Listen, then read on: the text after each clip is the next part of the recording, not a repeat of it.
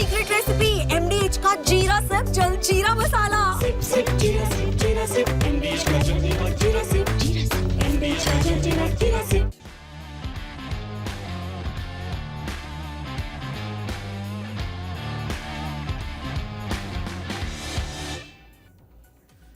Hello and welcome friends, sports 9 में आप सभी लोगों का स्वागत है। एशिया कप को लेकर दो खुशखबरी, एक एक करके दोनों खुशखबरियों पर बात करेंगे। बता भी देते हैं आपको, सूर्य कुमार यादव जो है वो फिट हो गए, उनको फिटनेस सर्टिफिकेट जो है वो सेंटर ऑफ एक्सीलेंस जिसे एनसीए भी कहा जाता है वहाँ से मिल गया है। और जसप्रीत बुमराह ने अपनी अवेलेबिलिटी, अपनी उपलब्धता जो है वो बता दी है सेलेक्टर्स को। ही इज़ अवेलेबल कि आप उनको यहाँ पर पिक कर सकते हो। तो ये दो खुशखबरी हैं। इसके साथ जो है आर अश्विन ने अपनी राय रखी है कि भाई किस तरीके से जो है वो टीम होनी चाहिए, किन किन खिलाड़ियों को जगह मिलनी चाहिए, और बता दिया है कि भाई सेलेक्टर्स के लिए थोड़ा सा अच्छा सिरदर्द जो है वो है। क्या एग्जैक्टली बोला है वो आपको बताएंगे। और यश दयाल को लेकर एक इंपॉर्टेंट अपडेट है, उनकी मुसीबतें बढ़ती हुई यहाँ पर नजर आ रही हैं, उन पर काफ़ी गंभीर आरोप जो है वो लगे हुए हैं। तो सब कुछ इस ब्रॉडकास्ट में आपको एक एक करके बताया जाएगा, मगर शुरुआत जो है वो अच्छी खबर के साथ करते हैं, खुशखबरी के साथ करते हैं। सबसे पहले बात यहां पर सूर्य कुमार यादव की, क्योंकि वो कैप्टन है टीम के। एशिया कप से पहले टीम इंडिया के लिए खुशखबरी, कप्तान सूर्य कुमार यादव ने पास किया fitness test. Centre of excellence की ओर से उनको हरी झंडी मिल गई है, यानी कि फिटनेस सर्टिफिकेट मिल गया है। एशिया कप में कप्तानी के लिए वो पूरी तरह से फिट हैं। आईपीएल 2025 के बाद जर्मनी में उनका स्पोर्ट्स हर्निया का ऑपरेशन हुआ था, सर्जरी हुई थी, और जिसके बाद जो है सूर्य कुमार यादव रिहैब कर रहे थे, और अब पूरी तरह से फिटनेस सर्टिफिकेट जो है उनको दे दिया गया है। हालांकि वो अपने सोशल मीडिया पर जो है वो वीडियोस पहले से डाल रहे थे कि वो ट्रेनिंग कर रहे हैं एंड ऑल, मगर अब जो है वो फिटनेस सर्टिफिकेट भी उनको मिल गया, मतलब कि वो 100% फिट है। और हमने आपको कल ही बताया था ब्रॉडकास्ट में कि किस तरीके से वो एक लकी कैप्टन है। जब भी वो खेले हैं कप्तान के तौर पर, जब भी उन्होंने कप्तानी की है किसी सीरीज़ में, T20I में, तो वो सीरीज़ जो है टीम इंडिया हारी नहीं है। तो ये अंकिता बड़ी खुशखबरी, सूर्या इज फिट, 100% फिट। आपको कप्तान आपका चाहिए, सारे खिलाड़ी आपके चाहिए, और सूर्य कुमार यादव तो जान है इस सबसे छोटे फॉर्मेट की टीम इंडिया की।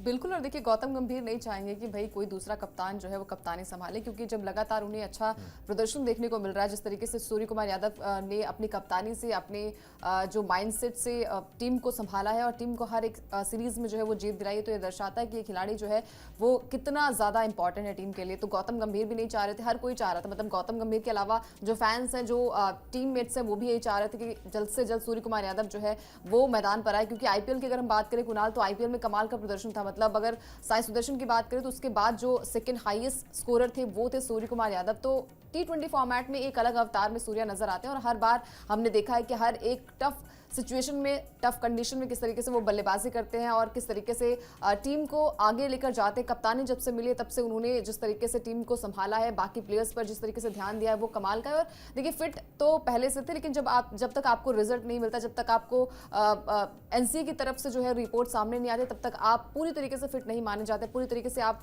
खेल नहीं सकते। तो ये अच्छी खबर है फैंस के लिए भी और टीममेट्स के लिए भी। बिल्कुल जी, एक बढ़िया खबर जो है वो टीम के लिए भी है, विरोधियों के लिए खतरे की घंटी जो है वो बज गई है।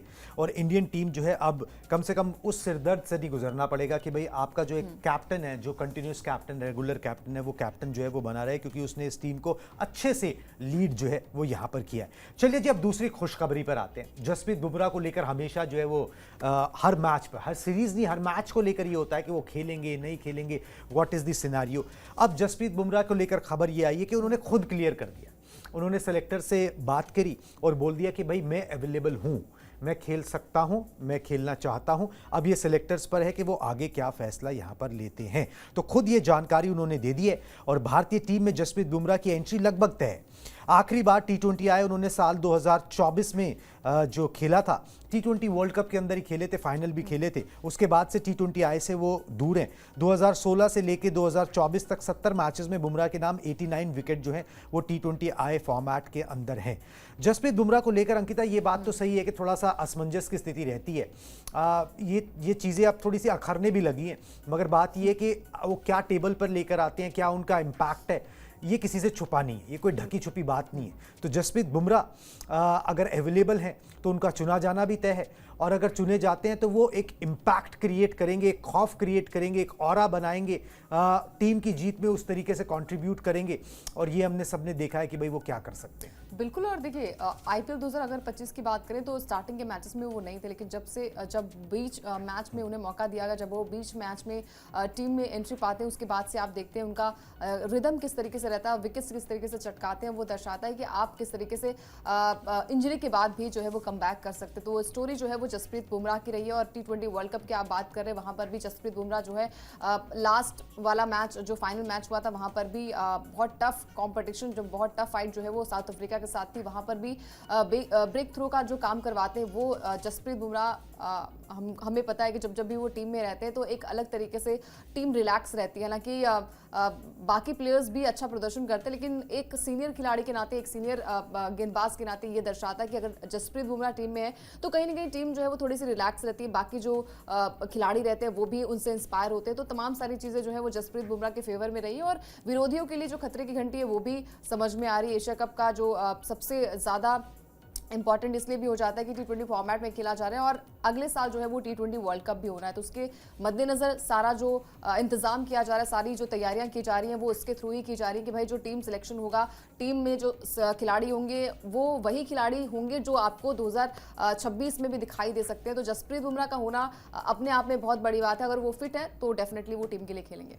बिल्कुल जी, टीम के लिए खेलेंगे। ये दूसरी बड़ी खुशखबरी है इंडियन टीम के लिए कि सूर्य कुमार यादव हैं, जसप्रीत बुमराह हैं। बेसिकली क्या है कि आपकी टीम जितनी कॉम्पैक्ट हो जाएगी, जितने आपके सॉलिड प्लेयर्स हैं वो होंगे, तो फिर जो है इम्पैक्ट और देखने को मिलेगा। वैसे भी एशिया कप के अंदर इंडियन टीम जो है वो फेवरेट मानी जा रही है, क्योंकि जिस तरीके से उनका प्रदर्शन रहा है, जिस तरीके से खिलाड़ियों का कैलिबर है, जिस तरीके से प्रदर्शन किया है टीम ने, तो उसके कहने ही क्या।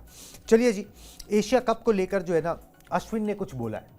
अब उन्होंने अपना भी चैनल खोल रखा है, उस पर वो अपनी राय रखते हैं और उनकी राय जो है वो मायने रखती है, क्योंकि इन करंट प्लेयर्स के साथ जो है वो खेले हुए अच्छे से जानते हैं, सारी चीज़ें सेटअप को जानते हैं, किस तरीके से खिलाड़ी रिएक्ट करते हैं, टीम रिएक्ट करती है अंडर सर्टेन सिचुएशंस, उनको सब पता है। बता देता हूं आपको कि अश्विन ने बोला क्या, फिर एग्जैक्टली उनके कोट प्लेट भी दिखा देंगे।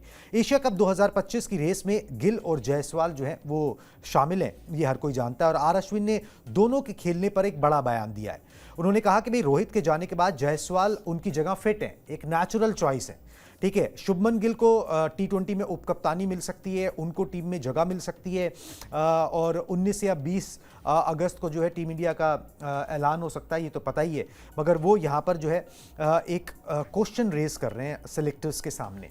एग्जैक्टली कोट प्लेट दिखाएं अश्विन का, मैं बता देता हूँ क्या सवाल जो है ना वो यहाँ पर उठा रहे हैं। उन्होंने कहा है कि एशिया कप को लेकर कुछ बातें चल रही हैं, ठीक है, और पहला सवाल है कि भाई शुभमन गिल T20I टीम में फिट बैठते हैं या नहीं, क्योंकि पिछले वर्ल्ड कप में जायसवाल बैकअप ओपनर के तौर पर शामिल थे, मतलब T20 वर्ल्ड कप 2024 की बात कर रहे हैं, उसमें शुभमन गिल थे ही नहीं, ठीक है, उसमें जायसवाल बैकअप ओपनर के तौर पर शामिल थे, इसलिए जायसवाल को मौका मिलना नेचुरल बात है। क्योंकि अगर रोहित शर्मा आपके ओपनर नहीं है तो फिर जो बैकअप ओपनर था आपके इतने बड़े टूर्नामेंट में, आप उसको जो है आगे करोगे, ठीक है, तो जायसवाल वहां फिट बैठते हैं। दूसरे ओपनर की बात करें तो शुभमन गिल ने एक बेहतरीन सीरीज इंग्लैंड में खेली है, क्या वो टीम में वापसी करेंगे, ये एक सवाल है जो वो पूछ रहे हैं। संजू सैमसन ने T20I टीम में बतौर ओपनर शानदार प्रदर्शन किया है, इसलिए मुझे लगता है कि सेलेक्टर्स के लिए एक मुश्किल कंडीशन है। वहीं श्रेयस अय्यर की वापसी कैसे होगी, क्योंकि मिडिल ऑर्डर भी पैक है, इसलिए मेरे हिसाब से सेलेक्टर्स को काफ़ी बड़े फैसले लेने होंगे।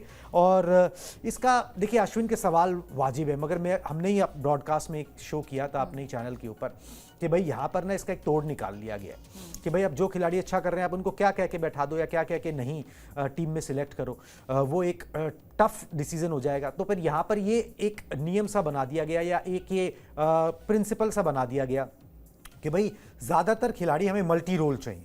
अब उस खाके में जो फिट बैठेगा वो खेलेगा, जो फिट नहीं बैठेगा वो नहीं खेलेगा। शुभमन गिल का केस अलग है, वो तो हम एक फ्यूचर का कप्तान भी बिल्ड कर रहे हैं, तो वो एक दूसरी बात है। प्लस ये कि सब ज़्यादा स्ट्राइक रेट वाले खिलाड़ी हैं, शुभमन गिल वहाँ पर एक स्टेबिलिटी लेके आते हैं जो गेयर बदल कर भी खेल सकते हैं। तो ये कुछ खाके तैयार कर दिए गए हैं, ये जस्टिफिकेशंस आप इनको कह लीजिए, मगर अच्छी बात ये कि आपके पास ऑप्शंस बहुत हैं और सारे ऑप्शंस अच्छे हैं। बिल्कुल। और देखिए मतलब जायसवाल की बात हो रही है, शुभमन गिल की बात हो रही है, तीनों फॉर्मेट अगर खिलाया जाए तो बहुत अच्छे प्लेयर हैं ये। लेकिन T20 फॉर्मेट की अगर हम बात करें तो वहाँ पर भी बहुत सारे प्लेयर्स हैं। बहुत सारे प्लेयर्स की बात करें तो करंट फॉर्म, जैसे हम कहते हैं ना कि करंट फॉर्म मैटर करती है, तो पिछली सीरीज़ की अगर हम बात करें तो संजू सैमसन और अभिषेक ने क्या गजब का प्रदर्शन किया था। स्टार्ट काफ़ी अच्छा दे दिया था, तो उन्हें भी अगर आप बाहर करेंगे तो वो भी उनके लिए जस्टिस नहीं होगा। लेकिन हाँ, वही चीज़ है कि आप सिर्फ 15 खिलाड़ियों को टीम में शामिल कर सकते हैं और सिर्फ 11 खिलाड़ी जो है वो आपकी टीम में प्लेइंग 11 में हो सकते हैं। तो ये तमाम सारी चीज़ें माथापच्ची तो आपको करनी पड़ेगी, क्योंकि श्रेयस अय्यर की बात ये हो रही थी कि भाई श्रेयस अय्यर को भी टीम में शामिल किया जा सकता है, क्योंकि उन्होंने आईपीएल 2025 में जिस तरीके से पंजाब के लिए प्रदर्शन किया था, जिस तरीके से उन्होंने कप्तानी संभाली थी और सबसे हाईएस्ट स्कोर उनके अपने टीम में थे, तो ये दर्शाता है कि उनकी भी जगह बनती है। लेकिन वही सारी चीज़ें हैं कि अगर आप मतलब सेलेक्ट करेंगे तो हर खिलाड़ी, हर प्लेयर जो है वो अपने आप में एक काबिलियत रखता है, पोटेंशियल है उस प्लेयर में। लेकिन आप सिर्फ 15 खिलाड़ियों को ही टीम में शामिल कर सकते हो। उस 15 खिलाड़ियों में कौन से प्लेयर जो है वो टीम में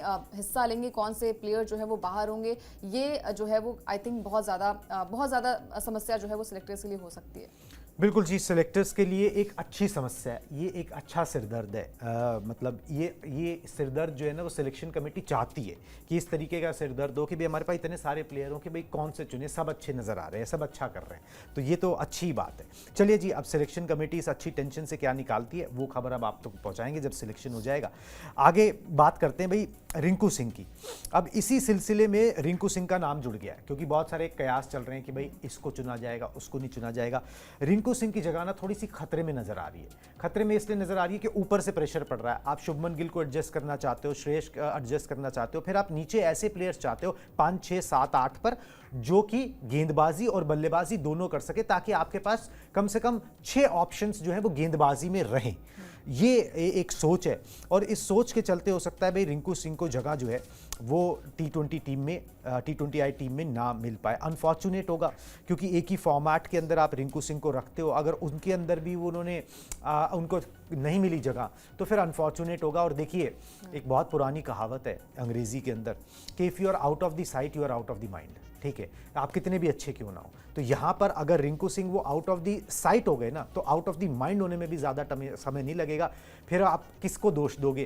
खैर अभी ये हुआ नहीं है, मगर होता है तो अनफॉर्चुनेट होगा। बिल्कुल। और देखिए मतलब वही चीज़ें है कि आप नंबर 7 पर बल्लेबाजी अगर करते हैं और निचले क्रम की बल्लेबाजी करते हैं तो आपके लिए टफ भी होता है कि वहाँ से आप कितने रन्स आप बना लेंगे, क्योंकि डेथ ओवर्स में जब आपकी बल्लेबाजी आती है तो 4 या 5 ओवर आपको खेलने का मौका मिलता है। ऊपरी जो क्रम की बल्लेबाजी होती है उनके लिए थोड़ा सा चैलेंज होता है, लेकिन वहाँ से वो रन्स भी बनाते हैं। अब निचले क्रम की बल्लेबाजी की बात करें तो वहाँ पर आप रन्स भी इतने नहीं बना पाएंगे। हालांकि कोई ऐसा मैच हुआ जहाँ पर आपने मैच को बनाया है तो शायद वहाँ पर थोड़ी सी आपके लिए जगह बन जाती है। वही जगह जो है वो रिंकू सिंह को भी मिली है। लेकिन जब आप बात करते हैं कि आप ऑलराउंडर्स को भी लेकर जाएंगे और एशियन कंडीशन के आपकी बात करें तो यहाँ पर शिवम दुबे जो है वो अच्छे ऑप्शन हो सकते हैं। उनको हमने देखा था कि वर्ल्ड कप में भी जगह दी गई थी। और जब स्पिनर्स की बात आती है तो कहीं ना कहीं बाकी प्लेयर्स का भी नाम सामने आता है और फिर जब कंपैरिजन आप करेंगे तो वहाँ पर रिंकू सिंह का नाम थोड़ा सा नीचे आएगा।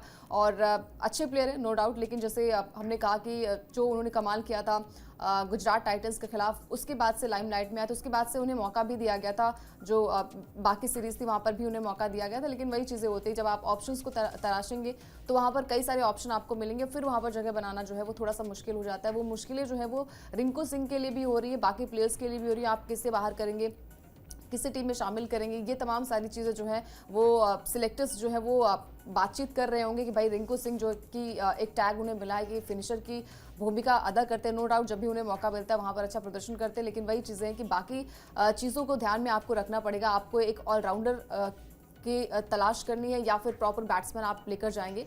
ये माथापच्ची जो है वो, जैसे हमने कहा कि सिरदर्द अच्छा है, लेकिन बाकी प्लेयर्स के लिए भी ये अच्छा होगा, ये आने वाला वक्त बताएगा।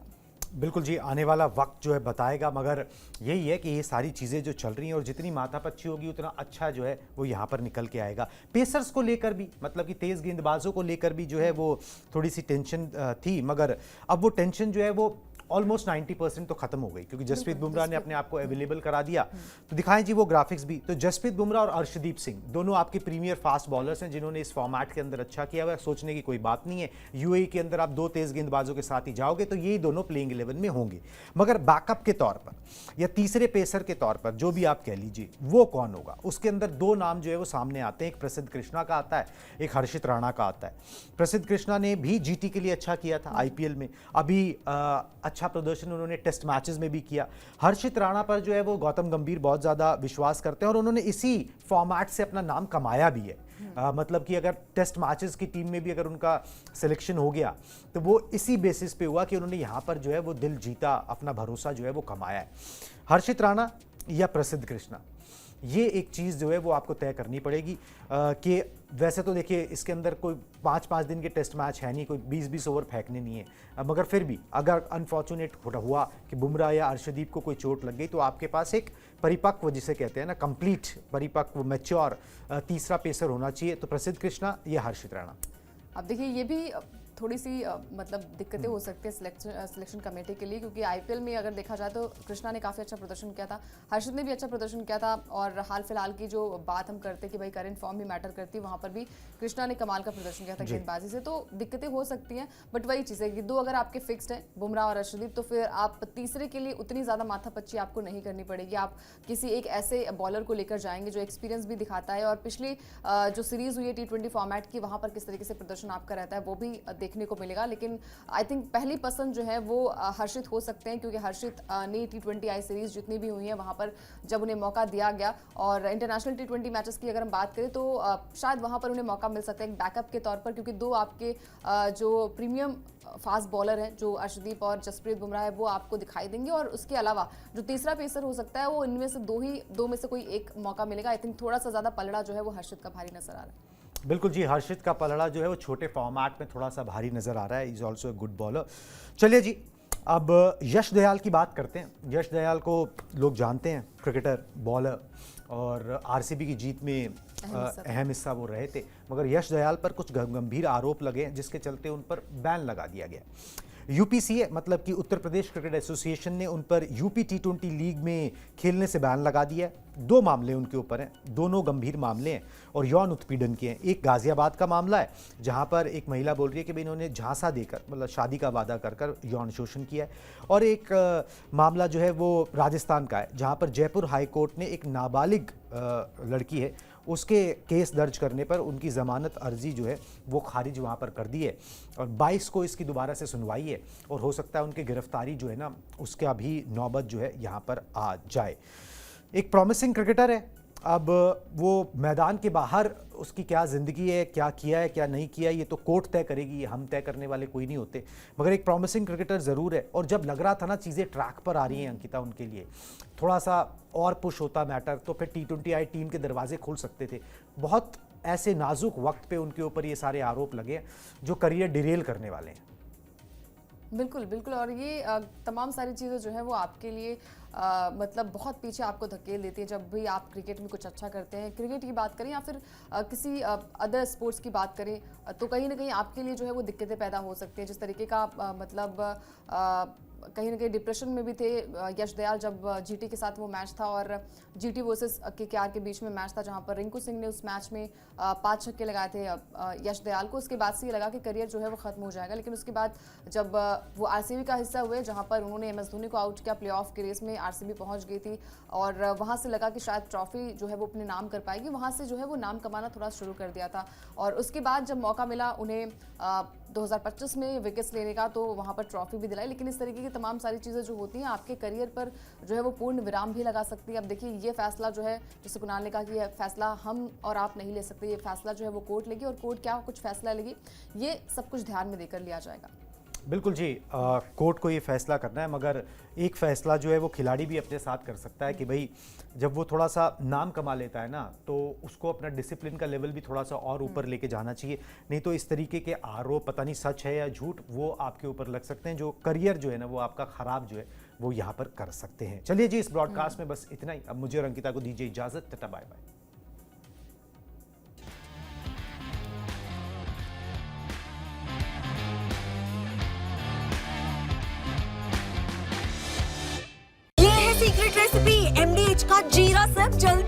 मसाला Sip, sip, जीरा